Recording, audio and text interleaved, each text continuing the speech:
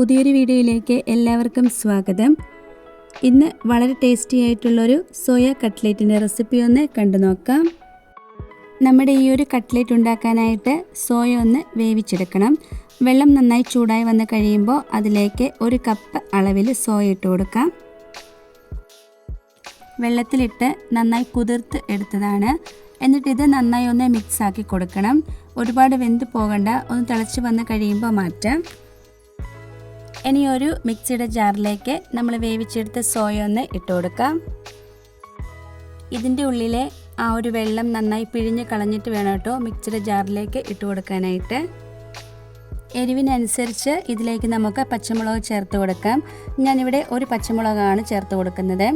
ഇനി ഒരു ചെറിയ കഷ്ണം ഇഞ്ചി, 3 അല്ലി വെളുത്തുള്ളി ഇട്ട് കൊടുക്കാം. ഇനി ഒരു 2 കറിവേപ്പില, 1 ടേബിൾ സ്പൂൺ കുരുമുളക് ഇട്ട് ഇത് നന്നായി ഒന്ന് അരച്ചെടുക്കണം. ഇത് അരച്ചെടുക്കുന്ന സമയത്ത് വെള്ളമൊന്നും ചേർക്കരുത്. ഈ ഒരു പരുവത്തിൽ വേണം നമുക്കിത് കിട്ടാനായിട്ട്. ഇനി ഒരു ബൗളിലേക്ക് നമ്മൾ അരച്ചെടുത്ത മിക്സ് ഇട്ട് കൊടുക്കാം. ഒരു വലിയ സവോള ചെറുതായി അരിഞ്ഞെടുത്തത്, വളരെ ചെറുതായി തന്നെ വേണം കേട്ടോ ഇത് അരിഞ്ഞെടുക്കാനായിട്ട്. വെജിറ്റബിൾ ചോപ്പർ ഉണ്ടെങ്കിൽ അതായിരിക്കും കേട്ടോ കുറച്ചും കൂടെ നല്ലത്.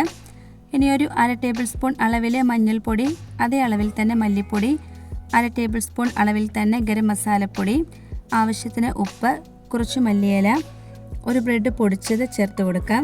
എന്നിട്ട് നന്നായി കൈവച്ച് മിക്സാക്കി എടുക്കണം. ബ്രെഡ് ക്രംസിന് പകരം ഉരുളക്കിഴങ്ങ് പുഴുങ്ങിയത് പൊടിച്ച് ചേർത്ത് കൊടുക്കാം. ഞാൻ ഈ പറഞ്ഞ രീതിക്ക് ഒരുപാട് വെന്ത് പോകാതെ നന്നായി തന്നെ വെള്ളം പിഴിഞ്ഞ് കളഞ്ഞ് അരച്ചെടുക്കുവാണെങ്കിൽ നന്നായി തന്നെ ബോൾസ് ആക്കാൻ പറ്റും. അതൊന്ന് ശ്രദ്ധിച്ചാൽ മതി. ഇത് നമുക്ക് ഏത് ഷേപ്പിൽ വേണമെങ്കിലും എടുക്കാം. ഞാനിവിടെ ഇതുപോലെയാട്ടോ എടുക്കുന്നത്. ഇനി ഇത് അടിച്ചെടുത്ത മുട്ടയിലേക്ക് ഇട്ട് കൊടുക്കാം. ഇതിന് പകരം നമുക്ക് പാല് വേണമെന്നുണ്ടെങ്കിലും എടുക്കാം. എന്നിട്ട് ബ്രെഡ് ക്രംസിലിട്ട് നന്നായി കോട്ട് ചെയ്ത് എടുക്കാം. ഷേപ്പിൽ കിട്ടിയില്ലെങ്കിലും കുഴപ്പമൊന്നുമില്ല. ബ്രെഡ് ക്രംസിലിട്ട് കൊടുക്കുമ്പോൾ നന്നായി തന്നെ കിട്ടിക്കോളും. എല്ലാം തന്നെ ഇപ്പോൾ റെഡിയാക്കി എടുത്തിട്ടുണ്ട്. ഇനി നമുക്കിത് ചൂടായിട്ടുള്ള എണ്ണയിലേക്കിട്ടൊന്ന് ഫ്രൈ ആക്കി എടുക്കാം. ഓയിൽ ഒരുപാടങ്ങ് ചൂടായി പോകരുത്.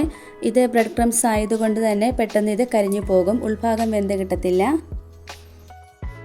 വളരെ എളുപ്പമാട്ടോ ഇത് ഉണ്ടാക്കിയെടുക്കാനായിട്ട്. നമ്മൾ ആ ഒരു ബ്രെഡ് ക്രംസിലിട്ട് കോട്ട് ചെയ്തെടുക്കുന്ന ആ ഒരു സമയം മാത്രമേ എടുക്കുകയുള്ളൂ. നല്ല ടേസ്റ്റും കേട്ടോ ഇത് കഴിക്കാനായിട്ട്. ഇനി 2 സൈഡും ഗോൾഡൻ ബ്രൗൺ ആയി കിട്ടുന്നത് വരെ ഇതൊന്ന് ഫ്രൈ ആക്കി എടുക്കാം. നമ്മൾ ആദ്യം ഇട്ട് കൊടുത്തത് നന്നായി തന്നെ ഫ്രൈ ആയി കിട്ടിയിട്ടുണ്ട്. ഇനി നമുക്കിതൊന്ന് കോരി മാറ്റാം. ബാക്കിയുള്ളതും കൂടെ നമുക്കിതുപോലെ ഉണ്ടാക്കിയെടുക്കാം. വൈകിട്ടത്തെ ചായയ്ക്കും കുട്ടികൾക്ക് സ്കൂളിലൊക്കെ കൊടുത്തുവിടാൻ പറ്റിയ നല്ലൊരു സ്നാക്സ് റെസിപ്പിയാട്ടോ. ഇതും റെഡിയായി കിട്ടിയിട്ടുണ്ട്. ഇതും കൂടെ നമുക്കൊന്ന് കോരി മാറ്റാം.